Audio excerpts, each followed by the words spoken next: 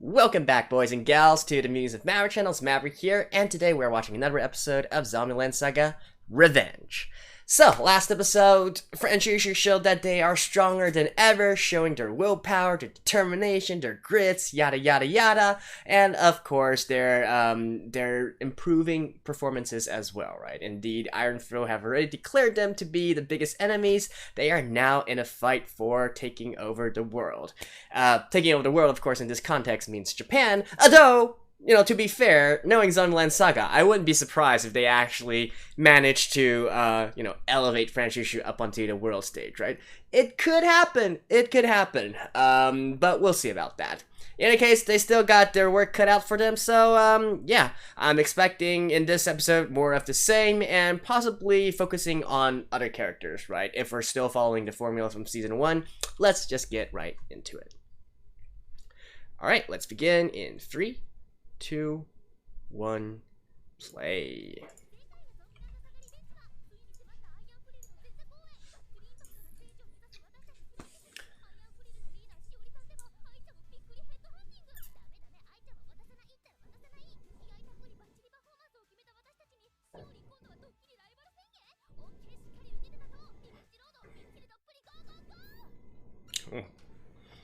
That was a pretty nice, okay. Oh, so it's today Lily's turn?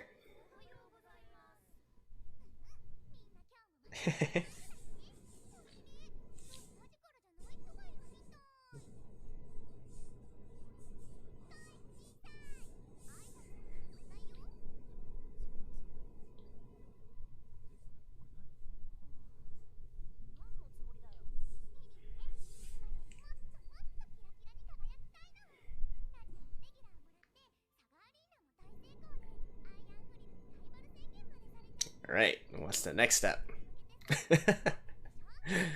Look at Kotaro.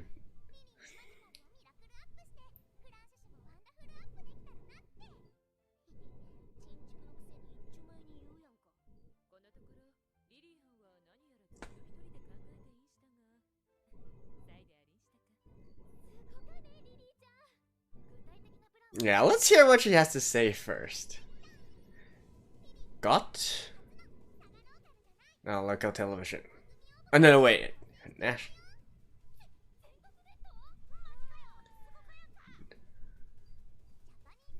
Oh. I see.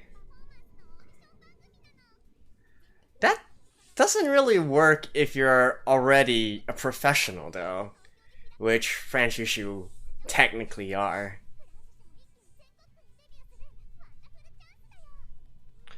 I mean, this is obviously a play on, you know, the Got Talent series of shows.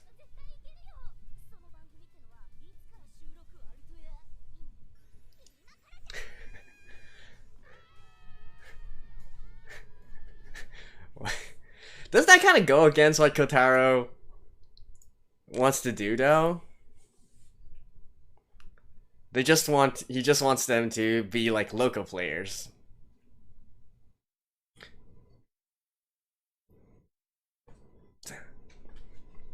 Little Boda Bop Saga.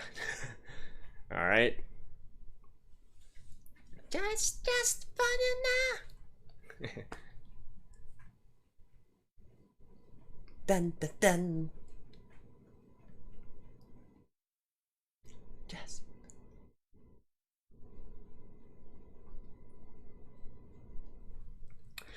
I will not get tired of this opening.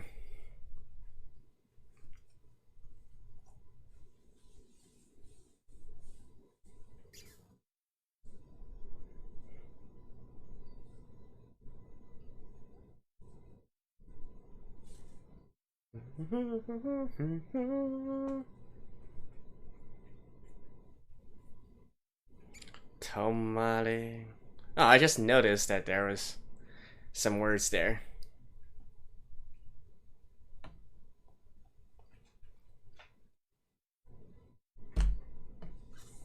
Saga, saga, saga, saga, saga, saga. Alright.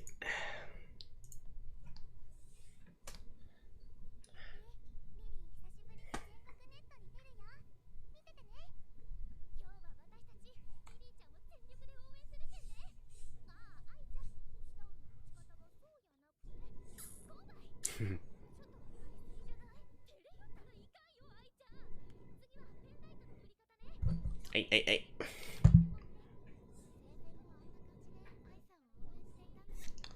Most probably.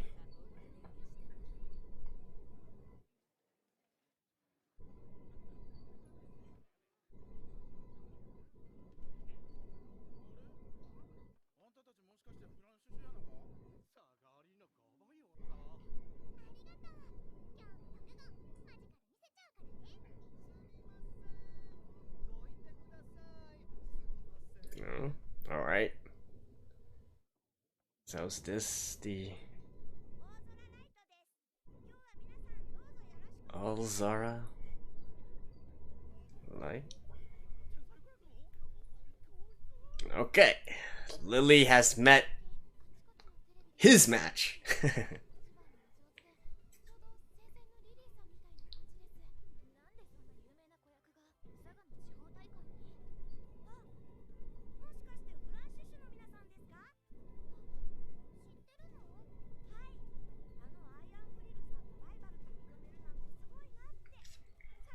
I'm sure their popularity like skyrocketed after that interview with Iron Furrow.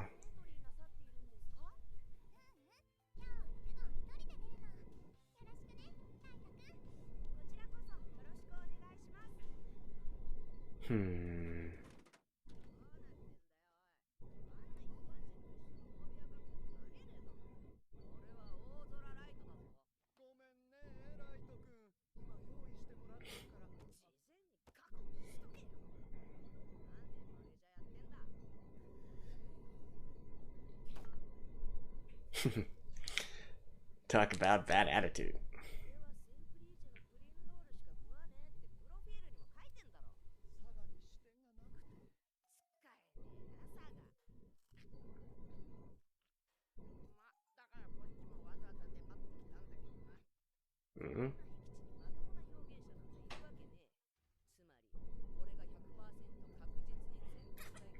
You know, if you're really such a big shot, you would have been able to do it anywhere. Sucking? No. I thought he was literally gonna sock him one.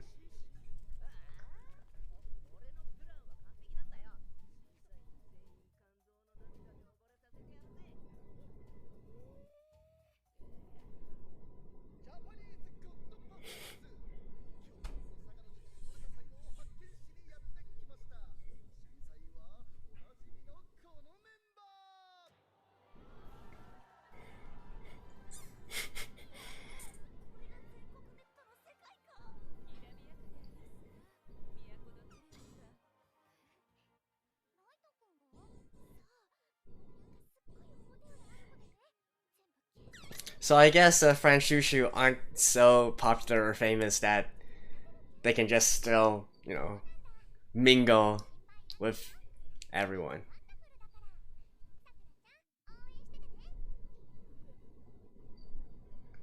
What's she gonna do though?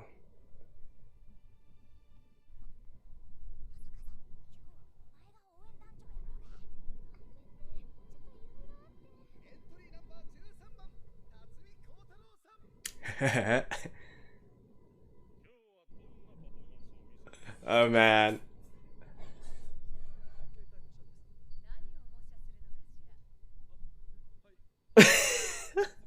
Oh my god, this is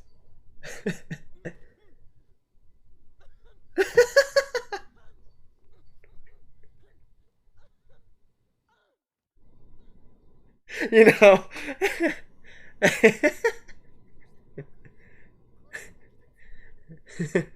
I feel like there should be people who know that that dude is Franchouchou's manager though.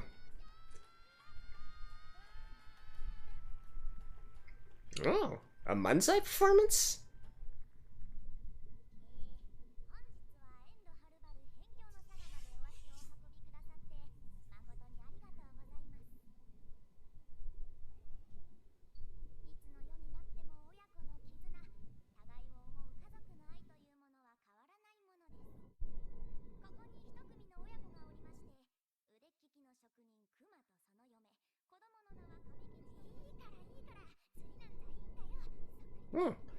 A one-person show.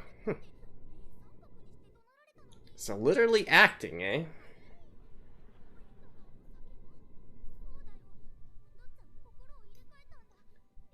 Well, she was an actor before, right?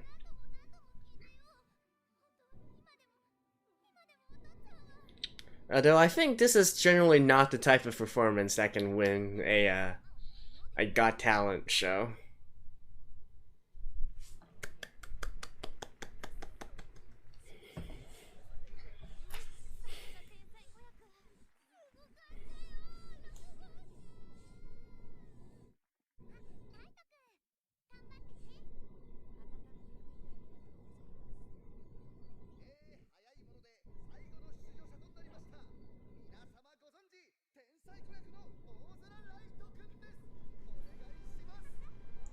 Is he gonna juggle?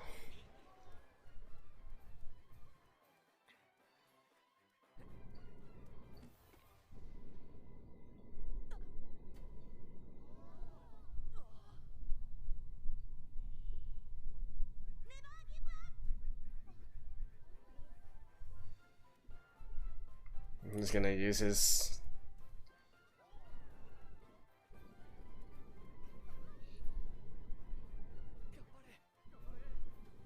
Oh, that's a nice psychological trick. Huh. Is that actually part of the performance?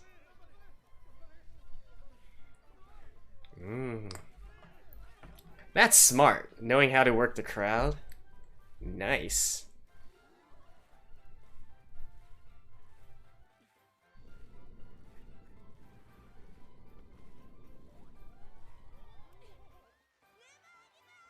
Although it's just... At the end of the day, it's just... juggling, though. I mean, alright, fine. Cut him some slack. He's a kid, right?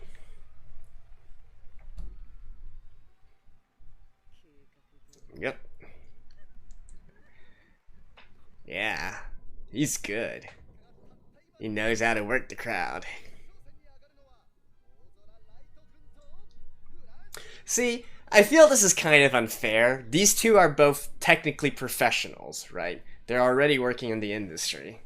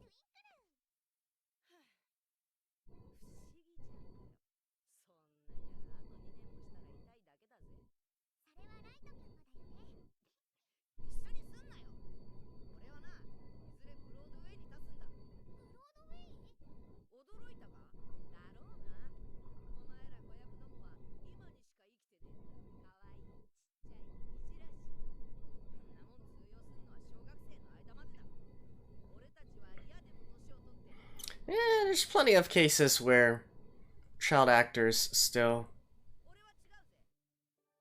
continued on once they grew older. Of course, the opposite is also true as well.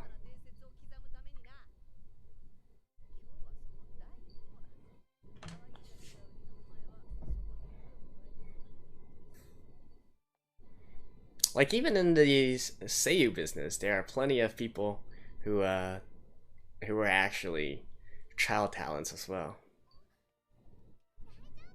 Oh, and the same goes for idols too.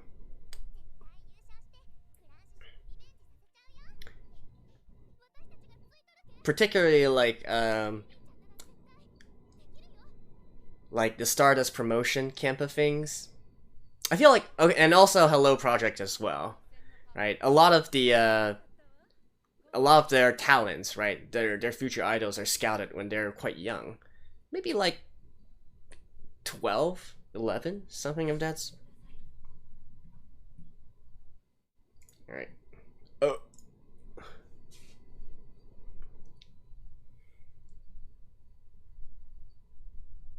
Ooh.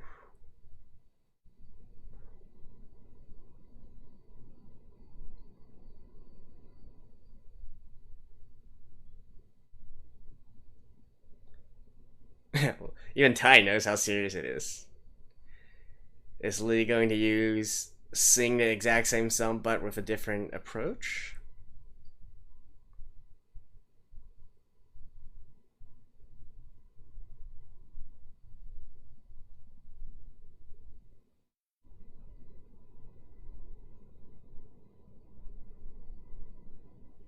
Or is she gonna sing a Franchouchou song?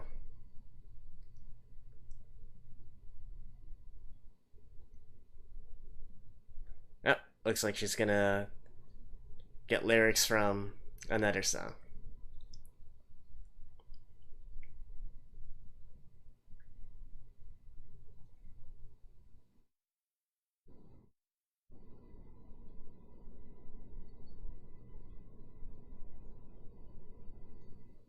Hmm? Damn. Wow. Justin! Holy shit.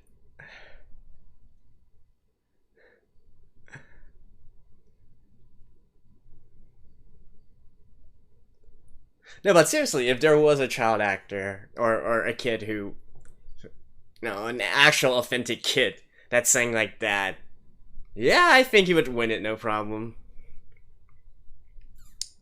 Okay, but I'm really curious what Lily has.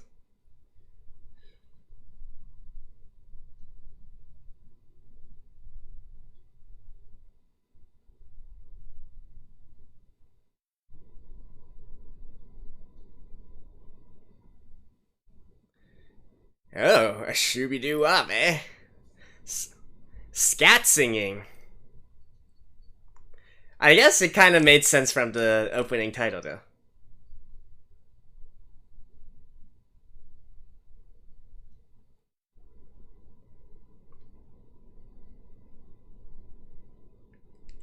Oh, yeah. So, yep.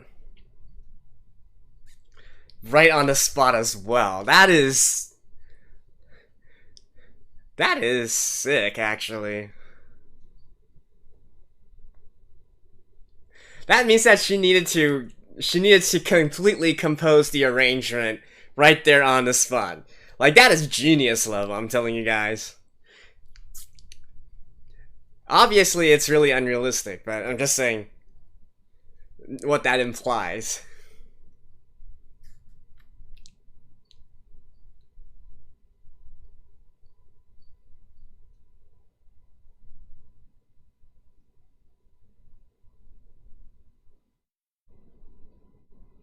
There's Dad watching us.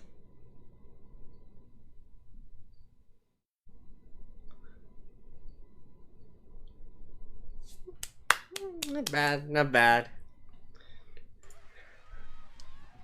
No, I think it's... No, she should say that she did the arrangement herself. That would be, Oh, okay. That's definitely gonna give her more points, right? I was worried, right? If there's a spot, okay, this is your take on performance. But the fact that the judges know that this is an improvised performance, that's sick.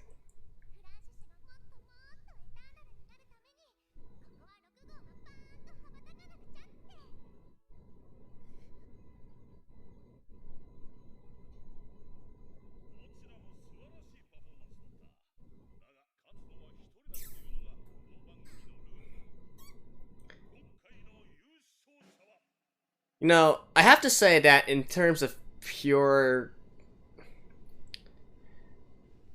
Oh, okay.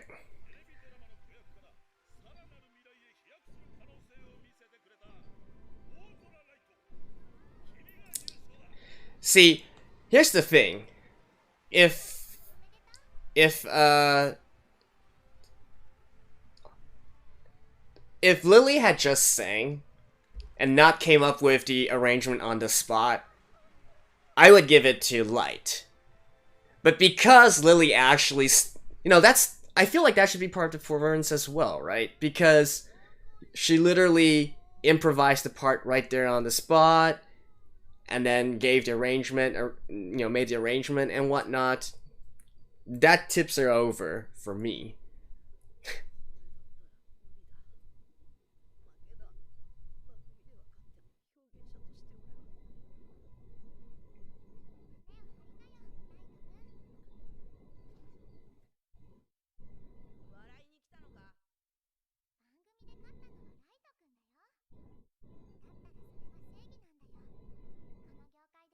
No, I definitely disagree. I completely disagree. Although, I guess technically... From a performance stand of view... We can talk more about that at the ending there. No, I can see arguments for both sides, actually.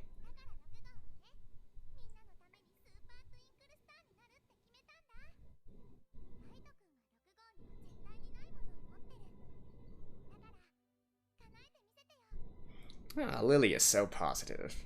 Ah.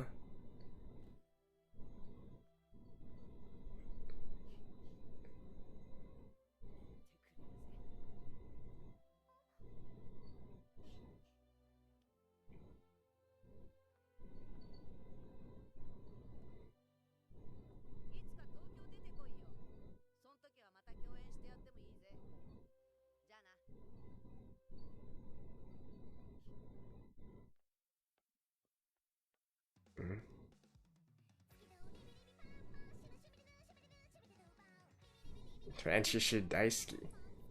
Yeah.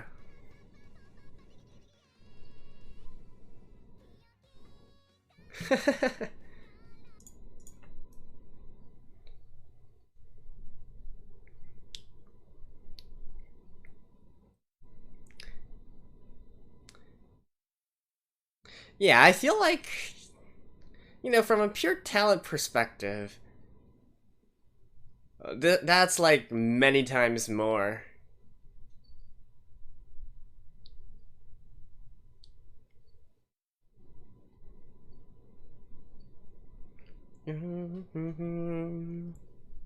Alright, but let's talk more about that at the end here, right? So, I'll see you guys after this.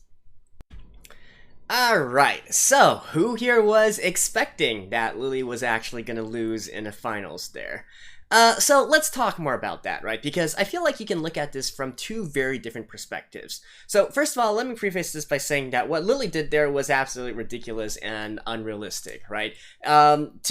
Let's assume that Light's performance, he sang, and then obviously the judges need to have a little chit chat with him. That's how these shows normally go. Let's say around 15 minutes total, right? So Lily, in 15 minutes, managed to think of a completely new performance, dance moves, and most importantly, completely rearrange the music and write it out and give it to, the live band and whatnot. That is absolute genius level, right? That is something that very, very, very few people in the world can do here. And if you are able to do that, you would definitely get recognized for that kind of talent, right? So on that perspective, just because of how unrealistic and how ridiculously genius that is, if that actually happened in real life, they would win just based on that alone, right? Because that is overwhelming talent. Like, I don't care how good you sing, that is a once-in-a-generation talent.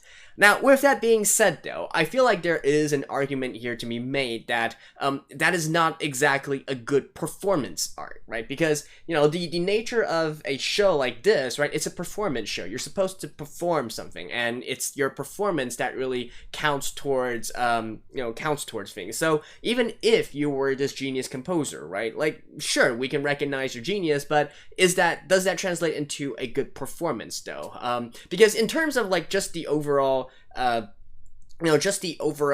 can I put it? talent that was being displayed within the performance, right? If you take out the arrangement and whatnot, so that's what I was saying, right? If you take out the fact that she arranged it and did it on the spot and whatnot, I feel like just performance wise, it's really hard to argue with like singing. That is actually really, really good as well, right? But to each their own. Now, obviously, to me, I feel like it absolutely should be Lily that won. Even taking aside the Franchouchou bias and whatnot. But it is what it is. It is what it is. I was surprised that this episode was surprisingly devoid of jokes, right? Other than Kotaro and his very cringeworthy performance here. I actually thought in the ending scene with Lily and Light there, maybe Lily would make some kind of remarks to her former life as a dude, right? But anyways, whatever. Beyond that, though, I feel like I do like the concept they touched on at the very end there, right? With people, especially children, parroting her and parroting Lily and being like, we love Franchouchou, and, Franchouchou is booming, right? Their popularity is booming, particularly within the young audience, right? The kids and whatnot. That's actually really important because it touches on another concept of the Japanese idol industry. So there's this terminology that's used often called kokumin-teki idol, which means basically translated directly would be national idol, right? So it's talking about these idol groups that have reached such a level of prevalence that basically nearly everyone knows about them, right? From the young to the old, right? Kids, adults, and elders, seniors, they all know about them, right? So common groups that are said to have this kind of status, right? In Japan, the guy groups like the really long guy groups like Arashi, like SMAP, those kind of stuff. And I think most people consider AKB48 to also be within that category as well. Especially in recent years, right? And I guess in the past, stuff like V6 and whatnot, but it's kind of more ambiguous right now because a lot of the groups I mentioned before have already disbanded, so the younger generation wouldn't really know about them. But anyways, so there is this kind of concept that in order to be recognized on a national level to the point where you can say, yeah, this kind of represents our country, right?